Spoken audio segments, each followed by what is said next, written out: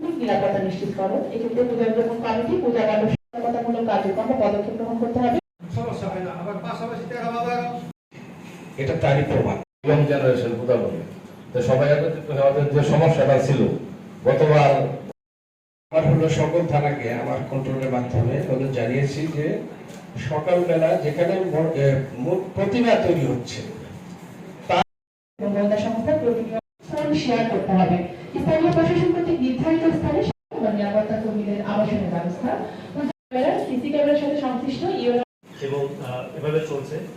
তো সময় সময় যে বিভিন্ন বিচ্ছিন্ন ঘটনা ঘটে না তা না, আমরা চাই যে আসন্ন দুর্গা পূজা সুস্থভাবে সম্পন্ন হবে, সুষ্ঠুভাবে সম্পন্ন হবে এবং কোনো ধরনের অঘটন ঘটবে না। এই জন্য আমরা সবসময় প্রশাসনের দিক দিয়ে সতর্ক আছি এবং সামগ্রিকভাবে আমাদের মন্ত্রণালয় থেকে কি নির্দেশনা আছে এবং লোকালি আমরা কি অ্যারেঞ্জমেন্ট করতে পারি, আমরা পারস্পরিক মত বিনিময়ের জন্য সিদ্ধান্ত গ্রহণ করার জন্য আজকে আসলে সমবেত হয়েছি।